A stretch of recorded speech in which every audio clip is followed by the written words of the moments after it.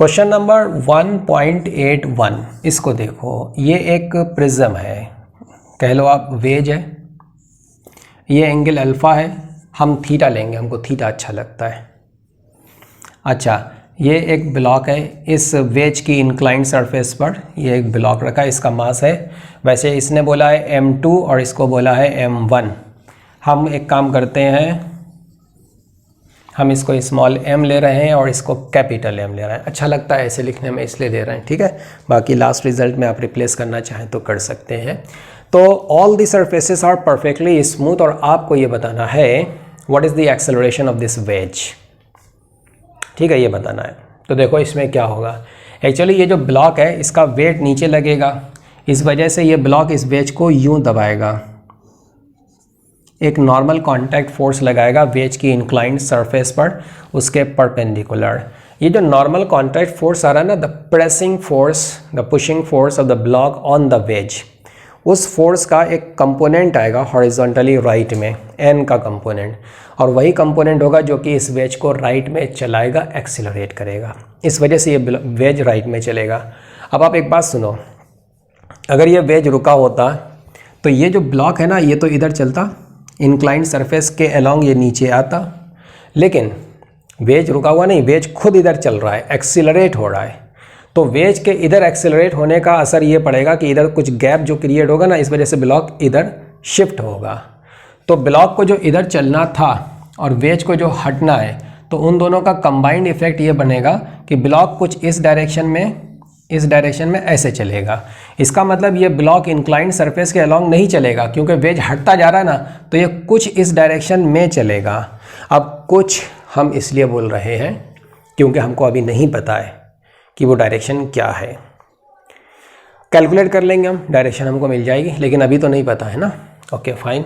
अब देखो ब्लॉक के मोशन की डायरेक्शन तो आपको पता नहीं है, तो हम लोग जो एज्यूम करते हैं ना एक्सेलरेशन, तो फिर एक्सेलरेशन आप क्या एज्यूम करोगे, क्योंकि एज्यूम जो करते हैं तो डायरेक्शन के साथ एज्यूम करते हैं ना, उसकी डायरेक्शन तो पता नहीं है। No, this is a really serious problem, है ना। अच्छा कोई बात नहीं, this is not so serious, don't worry, आसानी से हो जाएगा। देखो ये जो वेज है इसका तो एक्सेलरेशन हॉरिजॉन्टली राइट में होगा, कुछ ना कुछ होगा, कितना नहीं पता। चलो हम इसका एक्सेलरेशन मान ले रहे हैं ए नॉट, यही ए नॉट हमें फाइंड करना, यही क्वेश्चन है। ब्लॉक का एक्सेलरेशन, डायरेक्शन नहीं पता, एज्यूम कैसे करें। तो फिर एक काम करते हैं, वेज पर बैठ जाओ आकर के, ये लोग वेज पर बैठ गए। वेज पर बैठ करके वेज की फ्रेम से देखो, वेज के रेस्पेक्ट में देखो, तो फिर वेज तो फिर आपके लिए रुक गए। अगर आप वेज की फ्रेम से देख रहे हैं तो कोई आदमी अगर वेज के रेस्पेक्ट में बैठ के देखेगा तो उसको तो यही लगेगा कि यार ये वेज तो रुका हुआ है, लेकिन ब्लॉक थोड़ी ना रुका हुआ। तो ब्लॉक उसको किधर स्लिप होते हुए दिखेगा, बोलो, वेज तो उसके लिए रुका हुआ है, तो ब्लॉक किधर स्लिप होते हुए दिखेगा, इंक्लाइंड सरफेस के अलोंग। अब देखो ब्लॉक की जो मोशन हम सोच रहे हैं वो इसके रेस्पेक्ट में सोच रहे हैं, ये ध्यान रखना। तो ब्लॉक हमें इस डायरेक्शन में चलते हुए दिख रहा है, इंक्लाइंड सरफेस के पैरेलल, और इसका एक्सेलरेशन हमने इस डायरेक्शन में मान लिया ए। लेकिन ये जो एक्सेलरेशन ए हमने एज्यूम किया है ये वेज के रेस्पेक्ट में है, वेज के रेस्पेक्ट में। फाइन। अब चलो हम अपने इक्वेशन लिखना चालू करते हैं, बाद में फिर आपको बताएंगे ये जो रिलेटिव एक्सेलरेशन एज्यूम किया इसका क्या करें। एक्चुअली हम ब्लॉक का एक्सेलरेशन वेज के रिस्पेक्ट में भी फाइंड कर सकते हैं, जो कि हम करने वाले हैं। ये जो ए एज्यूम किया है, बाकी इसका एक्सेलरेशन हम फाइंड करेंगे ग्राउंड के रिस्पेक्ट में, वो भी हम फाइंड कर लेंगे। पहले ऐसे देख लो, पहले ये दोनों फाइंड करोगे उसके बाद ही वो आएगा। तो देखो ब्लॉक ने वेज पर कुछ कॉन्टैक्ट फोर्स लगाया, उसकी कॉन्टैक्ट सरफेस के परपेंडिकुलर एन, ये एंगल हमने थीटा ले रखा है, ये एंगल कितना हो जाएगा थीटा, तो ये कितना हो जाएगा 90 माइनस थीटा। तो एन का component horizontally N sine theta, नीचे की ओर एन कॉस थीटा, इसके बॉटम से ऊपर की ओर normal contact force N dash मान लो आप, बाकी इसका एक वेट लगेगा mg लगेगा ना। तो wedge is not moving vertically, so in the vertical direction the net force should be 0। तो n डैश ऊपर की ओर ये n cos थीटा और mg को बैलेंस कर देगा। वैसे भी हमें वर्टिकल डायरेक्शन से मतलब है नहीं, हमें सिर्फ हॉरिजॉन्टल डायरेक्शन से मतलब है। हॉरिजॉन्टली वेज पर केवल ये फोर्स लग रहा है और उसी की वजह से ये ए नॉट से राइट में जा रहा है. So for the ways in the horizontal direction the net force this should B mass into acceleration. Now this is the first equation. ये हो गया फर्स्ट इक्वेशन. हमने वेरिएबल्स कितने लगाए? Unknown variable. एक हमने n लगाया, एक ए नॉट लगाया और एक a लगाया. 3 वेरिएबल. तो हमें 3 इक्वेशन की ज़रूरत पड़ेगी. एक तो हमने बना लिया, ये वेरिएबल हमने नहीं लगाया है. हमें n डैश की ज़रूरत नहीं, n डैश हमसे नहीं पूछा गया है. हम ना इसकी मोशन वर्टिकली कंसिडर कर रहे हैं, ना हमसे n डैश पूछा गया है. लेकिन अगर n डैश पूछा जाता तो वो हमारा चौथा वेरिएबल हो जाता और फिर हम इसकी वर्टिकल मोशन भी कंसिडर करते और उससे हमको एक इक्वेशन, चौथा इक्वेशन और मिल जाता. तो वर्टिकल मोशन कंसिडर किए बगैर हमको 3 इक्वेशन मिलने वाले हैं. आप समझ सकते हैं ये जो n डैश है ये mg plus n cos theta के बराबर है ना. Okay fine. So this is for the ways. Now see the block. और ब्लॉक को आप देखोगे तो किसके रेस्पेक्ट में देखोगे? वेज के रेस्पेक्ट में देखेंगे. तो देखो वेज पर बैठ करके आराम से देख रहे हैं ब्लॉक को. अब ब्लॉक पर एक तो ये लग रहा है mg साइन थीटा, एक लगेगा mg cos थीटा. जो mg लगना है उसके ये 2 कंपोनेंट, बाकी यहाँ कॉन्टैक्ट से कॉन्टैक्ट फोर्स आएगा. ये तो रियल फोर्सेस हो गए. 2 ही रियल फोर्स हैं, एक mg है एक n है. बस वो mg को हमने तोड़ लिया, कंपोनेंट बना दिए. बाकी एक जीरो फोर्स लगेगा. ये एक्सेलरेटेड फ्रेम से देख रहे हैं ना, ए नॉट इसका एक्सेलरेशन है तो जो कि राइट में है. तो हमें इस पर क्या करना पड़ेगा? एक जीरो फोर्स इधर लगाना पड़ेगा हॉरिजॉन्टली लेफ्ट में. कितना लगाएंगे? ma not. ये एंगल कितना बन जाएगा? Theta.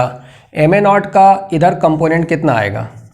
Down the plane, plane के parallel ma naught cos theta. और इधर कंपोनेंट कितना जाएगा? ma naught sine theta. ठीक है. आपने जब ma नॉट के कंपोनेंट्स बना लिए तो इसको हटा दो. अब देखो क्या हो रहा है. इसके रेस्पेक्ट में देखा जाए तो ब्लॉक इस डायरेक्शन में तो नहीं चल रहा है, तो इस डायरेक्शन में सारे फोर्सेस बैलेंस्ड हैं. तो इस डायरेक्शन में फोर्सेस को बैलेंस करो. This 2 forces minus this force. So ma naught sine theta plus n minus mg cos theta. This is equal to 0. The net force should be 0 in this direction perpendicular to the inclined surface. ये हो गया हमारा दूसरा equation. तीसरा equation, plane के parallel, inclined surface के parallel block का acceleration कितना है? a. इसका एक्सेलरेशन है a. अब देखो ये जो ब्लॉक है इसके लिए हम इस डायरेक्शन में लिखेंगे. What is the net force? This is mg sin theta plus ma naught cos theta. Now this should be equal to mass into acceleration. Now this is the third equation. ठीक है. Equation solve करना तो आपको आता ही होगा. इन तीनों को आप सॉल्व कर लो, आपको n मिल जाएगा, a नॉट मिल जाएगा और a मिल जाएगा. ये सब आपको मिल जाएगा. वैसे आपसे a नॉट पूछा गया, आपका काम हो गया. आपको जो आंसर निकालना था वो आ चुका है. लेकिन इसमें एक एडिशनल चीज़ हम आपको और बता देते हैं, वो और सुन लो. ये जो हमने a लिया था ना, ये ब्लॉक का एक्सेलरेशन है इंक्लाइंड सरफेस के रेस्पेक्ट में, वेज की इंक्लाइंड सरफेस के रेस्पेक्ट में. Now let us find, suppose that आपसे पूछ लिया जाए what is the acceleration of the block with respect to ground. इस सरफेस के रेस्पेक्ट में क्या है? उसके लिए आपको एक काम करना होगा. ये जो a है रिलेटिव एक्सेलरेशन ब्लॉक का, ये ध्यान रखना, अगर ब्लॉक का एक्सेलरेशन पूछा जाए और ये ना बताया जाए किसके रेस्पेक्ट में, तो अंडरस्टूड है बाय डिफ़ॉल्ट की ग्राउंड के रेस्पेक्ट में. तो आपका आंसर ए नहीं होना चाहिए. ये a तो आपने वेज के रेस्पेक्ट में एज्यूम किया है, तो कैलकुलेशन में भी आपको वही मिल रहा है वेज के रेस्पेक्ट में. तो आंसर अगर आपको ग्राउंड के रेस्पेक्ट में देना है, ये है ब्लॉक का एक्सेलरेशन, ये एंगल कितना है? थीटा. दिस एंगल आपको कुछ नहीं करना. ये जो a है इस पर आप ये a नॉट ऐड कर दो ला करके.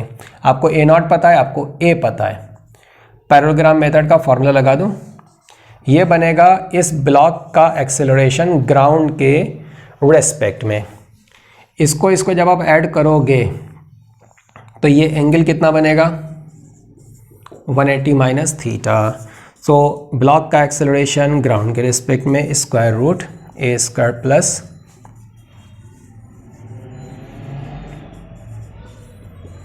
ठीक है. ये हो गया ब्लॉक का एक्सेलरेशन ग्राउंड के रेस्पेक्ट में. और अगर आपको डायरेक्शन फाइंड करना है, हम बोले थे ना शुरू में कि डायरेक्शन हमें नहीं पता है लेकिन हम कैलकुलेट कर सकते हैं, तो इसकी अगर आपको डायरेक्शन फाइंड करना है उसके लिए ये एंगल फाइंड करना पड़ेगा हॉरिजॉन्टल से, उसके लिए आपको ये एंगल चाहिए, वो आप फाइंड कर सकते हो। वो पैरेललोग्राम मेथड का फार्मूला होता है ना, alpha equal to tan inverse b sin theta upon a plus b cos theta, उसको यूज़ कर लो, वो भी आ जाए। क्वेश्चन नंबर 82 में उसने बोला है वेज का मास है कैपिटल M, ब्लॉक का मास है स्मॉल m, पुली मासलेस है, ये इंक्लिनेशन अल्फा है, all the surfaces are perfectly smooth. आपको बताना है वेज का एक्सेलरेशन कितना होगा। देखो ये ब्लॉक होगा ना, इसको दबाएगा, उस दबाने की वजह से ये राइट में चलेगा वेज, और टेंशन है, टेंशन की वजह से भी राइट में जाएगा। वेज को राइट में तो चलना है, मान लो कि ये ए नॉट से राइट में चला, we have to find this a naught. अब अगर ये राइट में चलेगा तो ये रस्सी का लेंथ छोटा होता चला जाएगा, तो ये बड़ा होगा तो ये कुछ नीचे आएगा। ब्लॉक को हम जो देखेंगे ना तो वेज के रेस्पेक्ट में देखेंगे, एक ऑब्जर्वर है वेज पर फिक्स कर दो और वो वेज के रेस्पेक्ट में ब्लॉक को ऑब्जर्व करेगा। अच्छा, ब्लॉक ने इस वेज पर कुछ कांटेक्ट फोर्स लगाया, एन है मान लो ये, उसकी रिएक्शन ब्लॉक पर लगेगी। ये रहा वेज, इसका फ्री बॉडी डायग्राम हम बना रहे हैं, एक इस पर लगेगा टी, एक इधर टी लगेगा, और इधर से ये ब्लॉक है जो इसको दबा रहा है इस सरफेस के परपेंडिकुलर। बाकी एक mg लग रहा है और एक बॉटम से नॉर्मल कांटेक्ट फोर्स लग रहा है, इसकी हमको ज़रूरत नहीं है। अब देखो ये एंगल कितना है थीटा, उसने अल्फ़ा लिया है, चलो अल्फ़ा ले लेते हैं, ये अल्फ़ा है, ये 90 माइनस अल्फ़ा, तो n का एक कंपोनेंट इधर आएगा और एक कंपोनेंट नीचे आएगा। इन दोनों को ये एन डैश कैंसिल कर देगा, वर्टिकल मोशन से हमें वैसे भी मतलब नहीं है, अगर एन डैश पूछा जाता तो हम उसको कंसिडर करते। तो हॉरिजॉन्टली, अच्छा ये जो टी है तो अकेला ये एन डैश नहीं बैलेंस कर रहा बल्कि टी भी है यहाँ पर, ये एंगल अल्फ़ा होगा ना तो इस टी का एक कंपोनेंट आएगा टी कॉस अल्फ़ा और एक इधर जाएगा टी साइन अल्फ़ा। तो नीचे में जो ये तीन फोर्सेस हैं उनको ये एन डैश बैलेंस करेगा। हॉरिजॉन्टली देखा जाए एन साइन अल्फ़ा राइट में है, टी राइट में है और ये टी कॉस अल्फ़ा लेफ्ट में है। तो वेज के लिए हम हॉरिजॉन्टल डायरेक्शन में इक्वेशन लिख रहे हैं, एन साइन अल्फ़ा राइट में और टी राइट में और टी कॉस अल्फ़ा लेफ्ट में, ये होना चाहिए मास into acceleration. This is the equation number 1। Okay, बाकी इक्वेशंस हमको ब्लॉक से मिलेंगे। कितने इक्वेशन चाहिए हमको? एक्चुअली हमने एक तो वेरिएबल t लगाया यहाँ पर और एक n लगाया, तो दो वेरिएबल तो यहीं पर हो गए। तीसरा हमें ब्लॉक का एक्सेलरेशन एज्यूम करना पड़ेगा, 3 वेरिएबल हो जाएंगे। और ये जो एक्सेलरेशन हम एज्यूम करेंगे ना, ये वेज के रेस्पेक्ट में हम एज्यूम करेंगे, कैलकुलेशन भी वेज के ही रेस्पेक्ट में होगी ब्लॉक के लिए।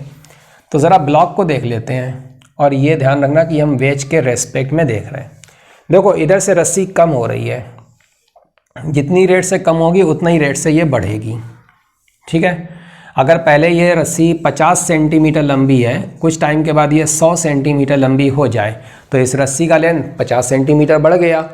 तो अब वो चाहे ग्राउंड वाला आदमी बोले या यहाँ पर बैठा हुआ ऑब्जर्वर बोले, तो वो यही तो बोलेगा कि भाई ये लेंथ पहले 50 थी अब ये 100 सेंटीमीटर हो गई, तो 50 सेंटीमीटर का इंक्रीमेंट है। तो जिस रेट से ये रस्सी का ये वाला सेगमेंट इसकी लेंथ कम हो रही है, उसी रेट से इस सेगमेंट की लेंथ बढ़ेगी। मतलब जितनी वेलोसिटी से वेज ये इधर जाएगा राइट में, उतनी वेलोसिटी से उतनी रेट से ये रस्सी का लेंथ बढ़ेगा, उतनी वेलोसिटी से ये ब्लॉक नीचे आएगा वेज के रेस्पेक्ट में उसकी इंक्लाइंड सरफेस के पैरेलल। एक्सेलरेशन के टर्म्स में बात करें, अगर ये ए नॉट है तो ये ए नॉट एक्सेलरेशन से कम होगा, तो ये ए नॉट एक्सेलरेशन से बढ़ेगा।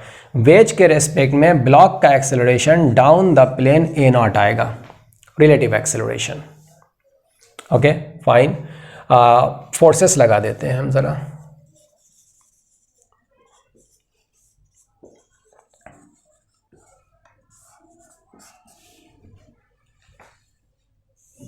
तो ये फोर्सेस हैं, ये तो एक्चुअल फोर्सेस हैं।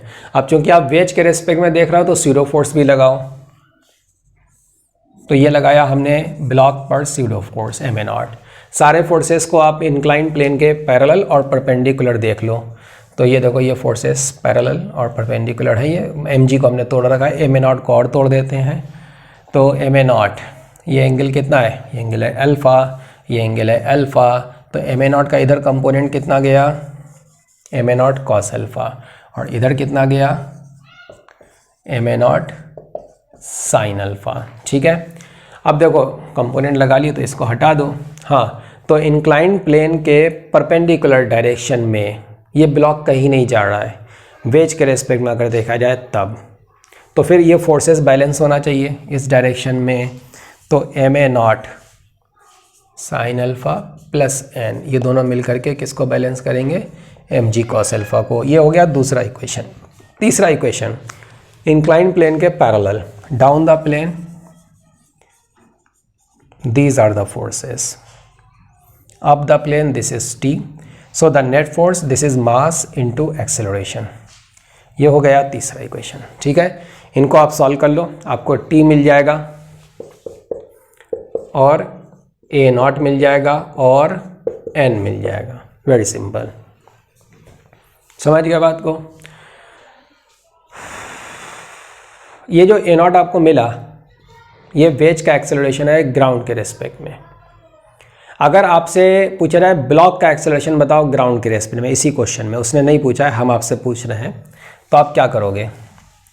तो देखो वेज के रेस्पेक्ट में तो ब्लॉक का एक्सेलरेशन ए नॉट है। अब आपको सिर्फ इतना करना है कि जो वेज का अपना एक्सेलरेशन है ना ए नॉट, उसको इसके साथ ऐड कर दो, वेक्टर एडिशन, ये एंगल हो जाएगा 180 माइनस अल्फ़ा। तो ब्लॉक का एक्सेलरेशन ग्राउंड के रेस्पेक्ट में ये बनेगा square root a naught square plus a naught square plus 2 a naught cos 180 minus alpha. ठीक है, ये बन जाएगा। Now let us see the next question. Question number 1.83 में ये पूछ रहा है कि एक पार्टिकल को सर्किल पर चलना है, रेडियस आर का सर्किल है, पार्टिकल का मास m है। तो आपको बताना है what is the average value of the net force acting on the particle over this interval in which the particle covers 1/4 of a circle. ठीक है, under two condition for two different cases. एक case तो उसने ये दिया पहला part question का कि कांस्टेंट स्पीड में चले और कांस्टेंट स्पीड v, और दूसरा केस ये दिया है कि starting from zero initial velocity it is moving with constant tangential acceleration w, उसको हम at लिख देंगे या a लिख देंगे। तो पहले केस की हम बात कर रहे हैं, मान लो कि ये कांस्टेंट स्पीड v से चल रहा है, तो यहाँ से लेकर यहाँ तक for this motion of the particle you have to find the net average force. तो नेट फोर्स क्या हो जाएगा, ये हो जाएगा मास इनटू नेट एक्सेलरेशन, और आपको इसकी एवरेज वैल्यू चाहिए, बड़ा इंटरवल है तो इसका मतलब एक्सेलरेशन की आपको एवरेज वैल्यू यूज़ करना पड़ेगी। आपको मैग्नीट्यूड कैलकुलेट करना है, तो एवरेज एक्सेलरेशन नेट वैल्यू उसकी एवरेज वैल्यू आपको कैलकुलेट करना है। ठीक है, यहाँ से लेकर यहाँ तक। अब ये स्पीड तो कांस्टेंट है, तो सिर्फ वेलोसिटी की डायरेक्शन बदल रही है। तो स्पीड अगर कांस्टेंट है तो स्पीड का डेरिवेटिव कितना हो गया, 0। तो टेंजेंशियल एक्सेलरेशन तो है ही नहीं, मतलब जो भी एक्सेलरेशन है वो नॉर्मल एक्सेलरेशन है, यूनिफॉर्म सर्कुलर मोशन है ये। तो नॉर्मल एक्सेलरेशन क्या हो जाएगा, v²/r, और यही अकेला एक्सेलरेशन है। अच्छा एक मिनट, आपको एक्चुअल में कैलकुलेट करना है एवरेज वैल्यू, ये तो इंस्टेंटेनियस वैल्यू होती है। तो देखो यहाँ से लेकर यहाँ तक इसको आना है, वेलोसिटी v से अगर चल रहा है तो ये हो जाएगी एंगुलर वेलोसिटी। 90 डिग्री से इसको घूमना है, कितना टाइम लगेगा, एंगुलर डिस्प्लेसमेंट π/2 कवर करना है और ओमेगा से चल रहा है, तो टाइम इसको इतना लगेगा, टाइम इंटरवल π/2 ओमेगा, और ओमेगा का मतलब v/r, इतना टाइम लगेगा πr/2v। इतने टाइम में इसकी वेलोसिटी का चेंज कितना हुआ, इनिशियल वेलोसिटी ये है, ये जो हमने लिखा ना ये इंस्टेंटेनियस है, इसको तो भूल ही जाओ आप। ओके, एक वेलोसिटी ये है और इनिशियल वेलोसिटी, फाइनली वेलोसिटी ये नीचे हो जाएगी इसके परपेंडिकुलर। सो फाइनल में से इनिशियल को आप सब्ट्रैक्ट कर दो, उल्टा करके ऐड कर दो, तो ये आ गया डेल्टा v वेक्टर, और इसका मैग्नीट्यूड कितना बनेगा, √2v। सो नेट एक्सेलरेशन का एवरेज वैल्यू ये बन जाएगा डेल्टा v का मैग्नीट्यूड अपॉन डेल्टा t। ठीक है, डेल्टा v का मैग्नीट्यूड हमने कैलकुलेट किया √2v, और डेल्टा t है πr/2v। So this is the average acceleration, total average acceleration. इसका मतलब नेट फोर्स की एवरेज वैल्यू ये बनेगी mass into this total acceleration. So this is the answer. पहले पार्ट का तो ये आंसर हो गया। अब देखते हैं हम दूसरा पार्ट। दूसरे पार्ट में उसने बोला है अगर पार्टिकल ज़ीरो इनिशियल वेलोसिटी से शुरू करके मूव करे और कांस्टेंट टेंजेंशियल एक्सेलरेशन w से मूव करे। देखो w हमको अच्छा नहीं लगता है, हम इसका टेंजेंशियल एक्सेलरेशन at लिख लेते हैं, लास्ट रिजल्ट में हम रिप्लेस कर देंगे। इनिशियली इसकी वेलोसिटी कितनी है 0। अब फिर से यहाँ से लेकर यहाँ तक you have to find the total force. So total force बनेगा mass into total acceleration. Total acceleration बनेगा delta v upon delta d। Velocity की चाहे डायरेक्शन चेंज हो या मैग्नीट्यूड चेंज हो, इस जब आप ऐसे लिखते हो तो इसमें दोनों चीज़ें आ जाती हैं। So delta v upon delta t ये नेट एक्सेलरेशन है और ये एवरेज वैल्यू है क्योंकि हम एक बड़े टाइम इंटरवल के लिए कैलकुलेट कर रहे हैं। And what is this time interval?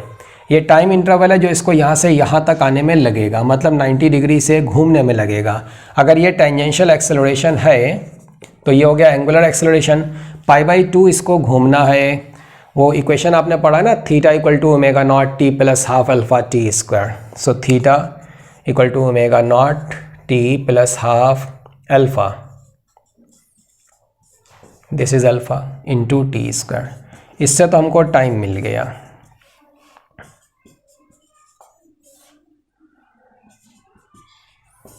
इतना टाइम लगेगा इसको ये 1/4 ऑफ ए सर्किल पार करने में। बस डेल्टा टी को उठा के हम यहाँ पर रख तो देंगे, लेकिन जरा वो डेल्टा वी का चक्कर फंसा हुआ है उसको और देख लेते हैं। तो देखो यहाँ पर जब ये पार्टिकल आया तो इसकी एंगुलर वेलोसिटी क्या बनेगी, omega naught plus alpha into time.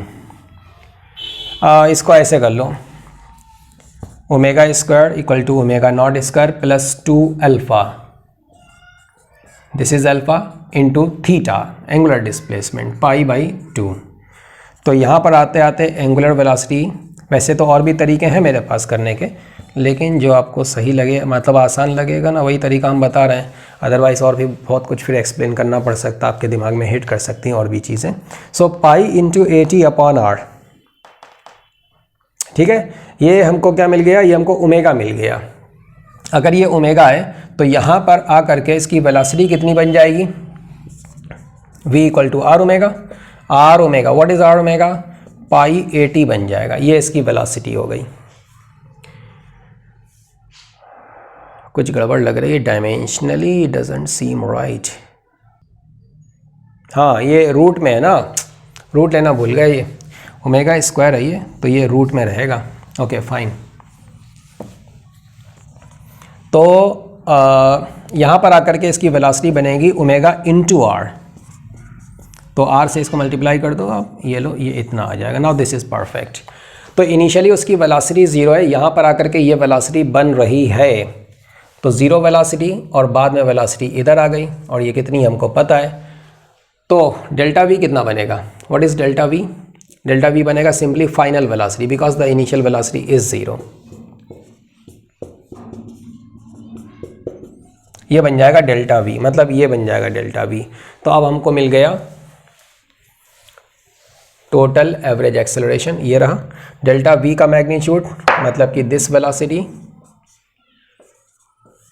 Upon time interval, this is the time interval.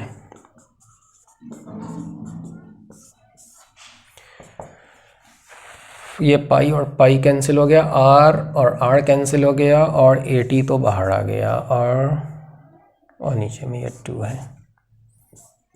ये मिला हमें टोटल एवरेज एक्सेलरेशन, ठीक है, टेंजेंशियल एक्सेलरेशन का आधा। तो नेट फोर्स कितना लगेगा, मास into total acceleration, total acceleration की एवरेज वैल्यू, तो यह है फोर्स की एवरेज वैल्यू, उसका मैग्नीट्यूड हमने ये लिख दिया। बाकी फिर उसने बोला है कि भाई एक्सेलरेशन आपको W लेना है, तो चलो W लिख देते हैं। So this is the answer, right. Now let us see the next question. Question number 84 में ये बोल रहा है कि एयरक्राफ्ट को वर्टिकल सर्किल पर घूमना है जिसकी रेडियस है 500 मीटर, कांस्टेंट स्पीड से घूमेगा। इसके अंदर जो एक आदमी बैठा है उसका मास है 70 kg। आपको बताना है उस आदमी का वेट कितना होगा हाईएस्ट पॉइंट पर, लोएस्ट पॉइंट पर और बीच के पॉइंट पर। देखो ये जो वेलोसिटी है हाईएस्ट पॉइंट पर सिचुएशन क्या बनेगी वो आपको पहले सोचना है। प्लेन को जैसे चलेगा,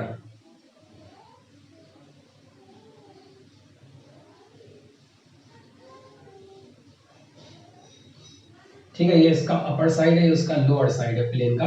अब ये प्लेन है जो चल रहा है, इसके हाईएस्ट पॉइंट पर कंडीशन पहले चेक करो, ये स्पीड कितनी है,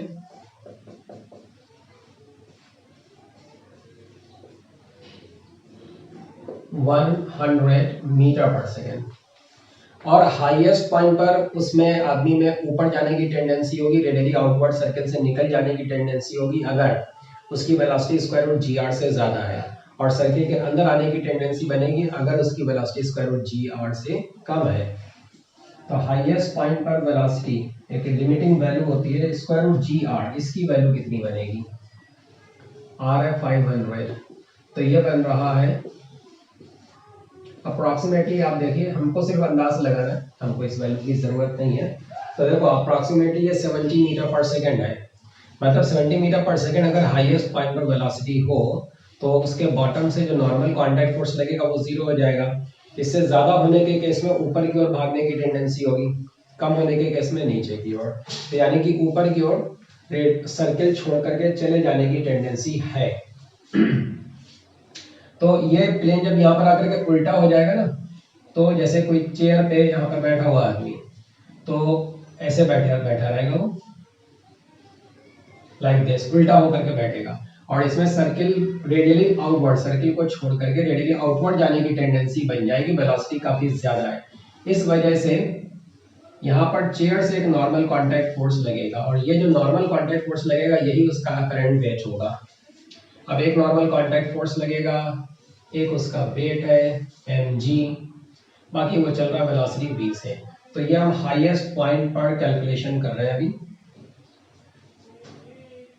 हाईएस्ट पॉइंट ए पर डाउनवर्ड डायरेक्शन में जो फोर्स लग रहा है वो इतना है n प्लस एम जी, और ये होना चाहिए m v square by R. इससे आप ये n कैलकुलेट कर लो, यही उसका अपरेंट वेट बनेगा, m v square, this is 100 by r minus this g which is 10, m is 70 and this is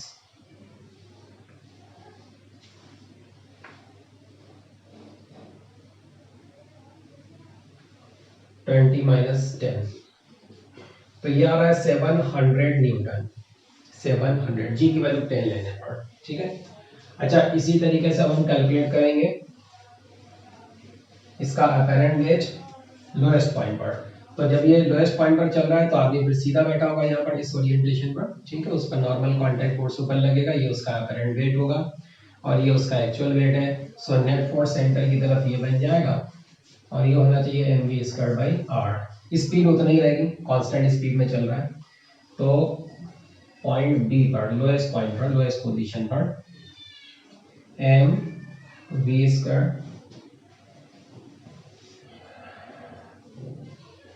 by r plus g, ये बन जाएगा 70 इंटू 30 न्यूटन, ठीक है, 2100 न्यूटन।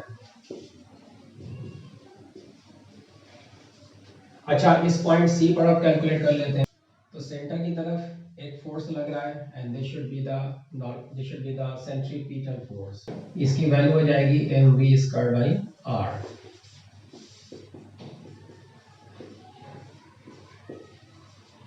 तो ये हमको मिल रहा है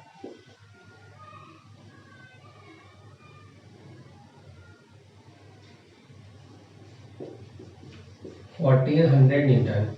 अच्छा एक फोर्स इस पर और भी होगा, जो इसका नीचे वेट लग रहा है ना, क्योंकि टेंजेंशियल एक्सेलरेशन तो है नहीं, कैसे पता, उसने बोला ना कांस्टेंट स्पीड में चल रहा है, तो ये स्पीड कांस्टेंट है इसलिए टेंजेंशियल एक्सेलरेशन जीरो है। तो जो नीचे mg लग रहा है उसको बैलेंस करने के लिए एक फोर्स और आएगा और वो mg के ही बराबर हो जाएगा। तो इस आदमी पर जो टोटल कांटेक्ट फोर्स लगेगा ना वो इन दोनों का रिजल्टेंट हो जाएगा, ये mg के बराबर है तो टोटल कॉन्टैक्ट फोर्स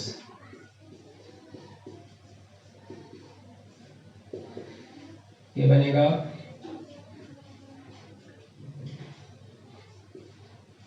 इसको आप कैलकुलेट कर सकते हैं, ये इतना न्यूटन आ जाएगा। Now let us see the next question. Question number 85 में बोल रहा है एक स्फीयर है, उसको हमने एक स्ट्रिंग से बांध दिया मासलेस थ्रेड से, और ये एंड उसका फिक्स है, हॉरिजॉन्टल पोजीशन में ला करके इसको रिलीज कर देते हैं। जिस टाइम पर ये थ्रेड वर्टिकल डायरेक्शन से थीटा एंगल बना रहा है, उस टाइम पर आपको बताना है इस स्फीयर का मास कितना है, इसका एक्सेलरेशन कितना है, और इस धागे में टेंशन कितना है। दूसरा चीज आपको ये बताना है जिस टाइम पर स्फीयर की वेलोसिटी का वर्टिकल कंपोनेंट मैक्सिमम है, उस टाइम पर थ्रेड में टेंशन कितना है। तीसरा चीज आपको ये बताना है ये एंगल थीटा क्या होगा जिस टाइम पर स्फीयर का टोटल एक्सेलरेशन हॉरिजॉन्टल बन जाएगा। When the total acceleration becomes horizontal, what is this angle? Theta. Okay. तो देखो इसको हम कैसे करेंगे, जब ये एंगल थीटा है इसका मतलब ये बन जाएगा L cos थीटा, रस्सी का लेंथ हमने L मान लिया, ये L cos थीटा यहाँ से यहाँ तक कितना नीचे आया L cos थीटा से। सो पोटेंशियल एनर्जी का लॉस कितना हो गया, और ये सारा चला गया काइनेटिक एनर्जी में। तो इस पॉइंट पर आकर के इसकी वेलोसिटी कितनी बन जाएगी, ये बन जाएगी square root 2gl cos theta. अब देखो इसमें एक तो होगा सेंट्रीपिटल एक्सेलरेशन, हमें बताना है नेट एक्सेलरेशन, तो एक होगा रेडियस के along acceleration which is the centripetal acceleration, और वो कितना हो जाएगा v square by r, r यहाँ पर रस्सी का लेंथ है, ये हो गया 2g cos थीटा। तो दूसरा एक्सेलरेशन होगा इसमें टेंजेंशियल एक्सेलरेशन, वो जो टेंजेंशियल एक्सेलरेशन है ना, एक mg का कंपोनेंट लगेगा, ये थीटा है तो ये थीटा, तो 90 माइनस थीटा, तो mg का कंपोनेंट इस तरफ कितना आएगा mg साइन थीटा, इसको मास से डिवाइड कर दो, तो mg साइन थीटा की वजह से टेंजेंशियल डायरेक्शन में जो एक्सेलरेशन आ रहा है वो ये है, और टेंजेंशियल डायरेक्शन में अकेला यही फोर्स है, जो mg का कंपोनेंट है ना वही टेंजेंशियल डायरेक्शन में प्रेजेंट है, बाकी कोई और फोर्स टेंजेंशियल डायरेक्शन में नहीं है। So this is the net force in the tangential direction, so this is the acceleration tangential, and the centripetal, the normal acceleration is this, तो इसका net acceleration बन जाएगा square root 2g cos theta and g sin theta, तो ये बन गया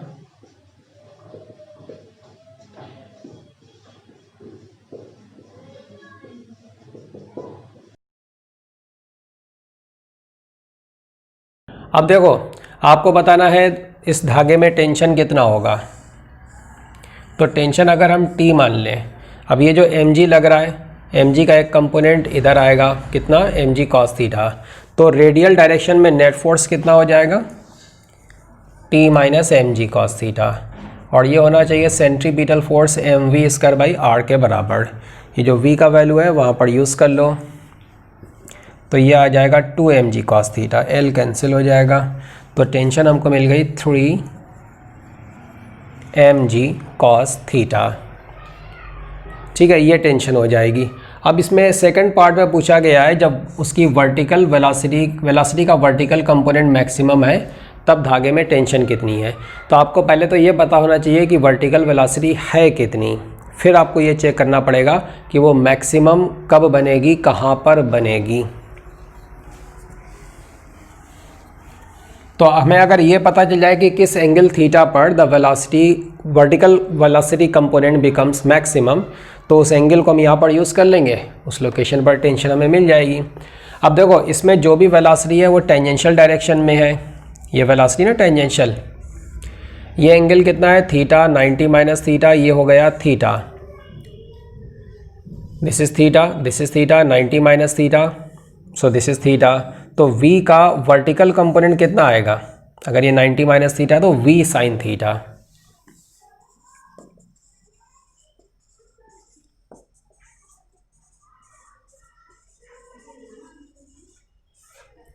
2gl cos theta.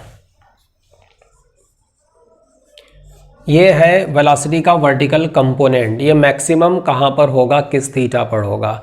जहाँ पर ये मैक्सिमम है वहाँ पर इसका स्क्वायर वो भी मैक्सिमम होगा, तो इसका स्क्वायर चेक कर रहे हैं हम।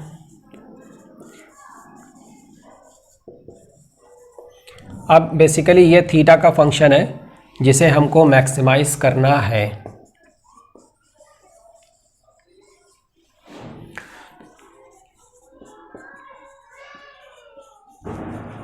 तो इसका डेरिवेटिव आप ले लो थीटा के रेस्पेक्ट में।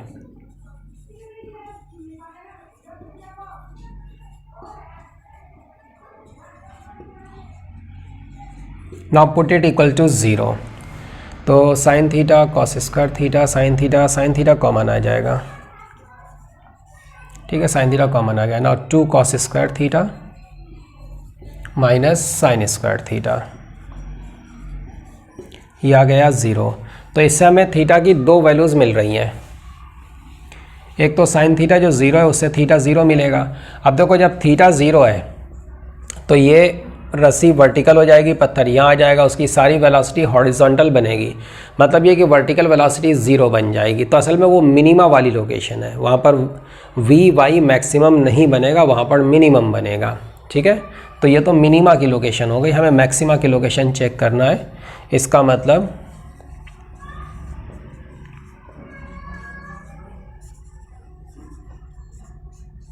ये लोकेशन है।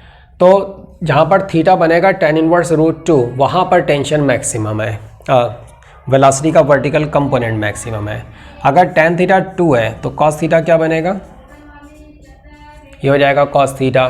तो इस लोकेशन पर थीटा की इस लोकेशन पर you have to find what is the tension. तो टेंशन कितना हो जाएगा 3mg into cos theta. Cos theta कितना है 1/√3। दिस इज द आंसर, ठीक है। तीसरे पार्ट में उसने पूछा है किस एंगल पर नेट एक्सेलरेशन हॉरिजॉन्टल बन जाएगा। इसका मतलब वर्टिकल एक्सेलरेशन 0 है। अगर नेट एक्सेलरेशन हॉरिजॉन्टल है तो उसका कोई भी कंपोनेंट वर्टिकल डायरेक्शन में नहीं होगा। इसका मतलब वर्टिकली एक्सेलरेशन 0 होना चाहिए। देखो एक तो है इसमें एक्सेलरेशन AC और एक एक्सेलरेशन इसमें आएगा AT। हम चाहते हैं कि इन दोनों का रिजल्टेंट, ये वर्टिकल डायरेक्शन है, हम चाहते हैं कि इन दोनों का रिजल्टेंट हॉरिजॉन्टल डायरेक्शन में आ जाए। तो इनको ऐड करेंगे ना, वेक्टर सम, ये हॉरिजॉन्टल बनेगा नेट एक्सेलरेशन। अब अगर ये एंगल थीटा है तो ये एंगल कितना हुआ, ये 90 माइनस थीटा हो गया। ये कितना हो गया, थीटा हो गया। तो देखो tan थीटा क्या बनना चाहिए, दिस अपॉन दिस। दिस का मतलब AC upon AT, right. So what is AC? This is mv square, mv square। अभी हमने फाइन किया था mv square, v square। So mv square by r का मतलब L। And what is the tangential acceleration at this location? ये हमने लिख रखा पहले से। This is the tangential acceleration g sin theta। ये L कैंसिल हो जाएगा, तो ये हमको मिल रहा है